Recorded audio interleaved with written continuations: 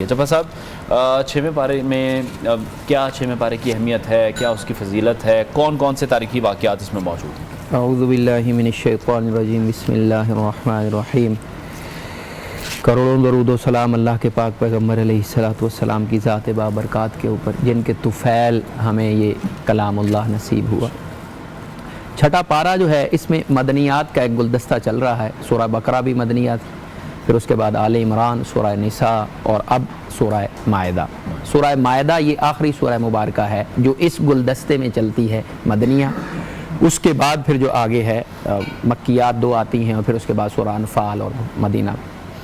تو سورہ مائدہ جو ہے یہاں سے آغاز ہوتا ہے احکامات کا اس چھٹے پارے میں۔ پہلے جو سورہ نساء کے معاملات چل رہے ہیں وہ پیچھے رہ جاتے ہیں۔ اللہ فرماتا ہے یا ایھا الذین آمنوا، پہلی آیت مبارکہ سورہ مائدہ کی، یا ایھا الذین آمنوا اوفوا بالعقود، ایمان والو اپنے وعدوں کو پورا کیا کرو، جب وعدہ کرتے ہو کوئی تو اس کو پورا کیا کرو۔ احلت لکم بہیمۃ الانعام، اللہ نے تمہارے اوپر مویشی حلال کر دیے ہیں، الا ما یتلی علیکم، سوائے ان کے جو تمہیں آگے چل کے بتائے جائیں گے اگلی آیت بینہ میں۔ غیر محل الصید وانتم حرم، ہاں حلال جانوروں کا شکار بھی تمہارے اوپر حرام ہے جب تم حالت احرام میں ہو۔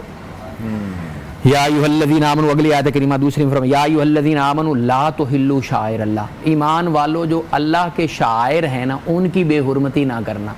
یعنی جو اللہ نے جس کو شاعر کہا ہے اس کے لیے انسان یہ لفظ استعمال نہیں کر سکتا کہ ٹھیک ہے یار میں نے طواف تو کیا ہے لیکن صفا مروہ جو ہے اب میں یہ کیوں کروں، مطلب آپ یہ بھی نہیں سوچتے۔ اللہ فرماتا ہے کہ جو شاعر اللہ ہیں، آگے پوری اس کی ڈیٹیل ہے نا، وہ لوگ جو لے کے کلادے پہنے ہوئے جو جانور جا رہے تھے ان کی طرف آتا۔ پھر اللہ نے فرمایا اسی آیت کریمہ میں وَلَا يَجْرِمَنَّكُمْ شَنَآنُ قَوْمٍ عَلَىٰ أَلَّا تَعْدِلُوا، کسی قوم کی دشمنی، تمہارے کسی قوم کے ساتھ حالات ٹھیک نہیں ہیں، کسی قبیلے کے ساتھ کسی قوم کی دشمنی تمہیں اس بات پہ آمادہ نہ کرے کہ تم انصاف نہ کرو۔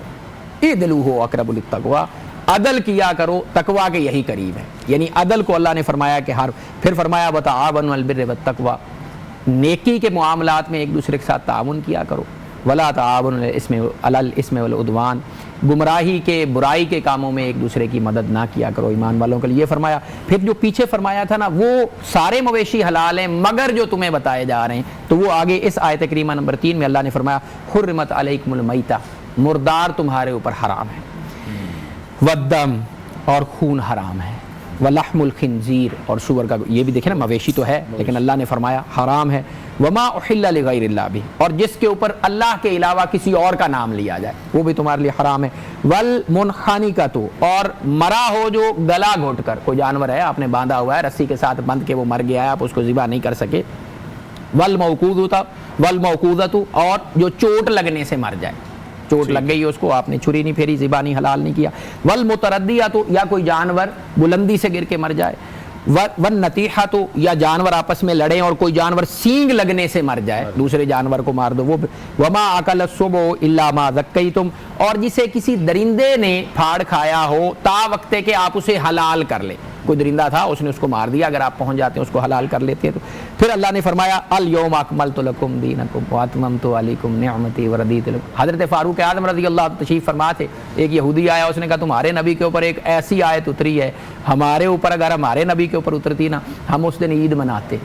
حضرت فاروق اعظم رضی اللہ عنہ پوچھا کہ کون سی آیت ہے، تو انہوں نے یہ والی آیت کریمہ کا یہ والا حصہ الیوم اکملت لکم، انہوں نے کہا ہاں مجھے یاد ہے اس دن ہماری 2 عیدیں تھیں، ایک تو حج کا دن تھا ہمارے لیے وہ بھی عید ہے، اور اس دن جمعۃ المبارک کا دن تھا جب سرکار صلی اللہ علیہ وآلہ وسلم کے اوپر یہ آیت مبارکہ نازل ہوئی تھی، لہذا ہمارے لیے اللہ نے اس دن 2 عیدیں جو ہیں وہ اکٹھی کر دیں۔ آگے اللہ نے فرمایا چھٹے رکوع کے شروع میں فرمایا یا ایھا الذین آمنوا، اے ایمان والو، اذا قمتم الی الصلاۃ، جب تم نماز کے لیے کھڑے ہو، فاغسلوا وجوہکم، تو اپنے چہروں کو دھو لیا کرو، ان کا غسل کر لیا کرو، فاغسلوا وجوہکم وایدیکم الی المرافق، اور اپنے ہاتھوں کو کوہنیوں تک دھو لیا کرو، وامسحوا برؤوسکم، اور اپنے سروں کا مسح کر لیا کرو، وارجلکم الی الکعبین، اور اپنے پاؤں کو ٹخنوں تک دھو لیا کرو۔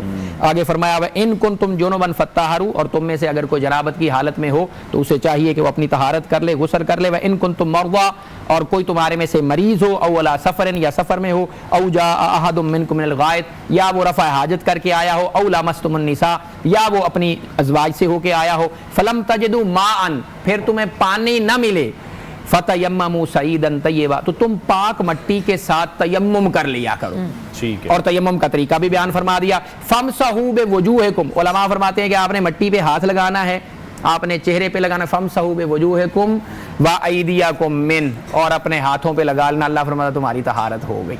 یعنی اگر آپ کے پاس پانی موجود نہیں ہے تو اللہ نے مسح کر کے آپ کو پاکیزگی کا حکم دے دیا ہے. اللہ نے فرمایا ما یرید اللہ لیجعل علیکم من حرج، اللہ تمہارے لیے تنگی نہیں چاہتا.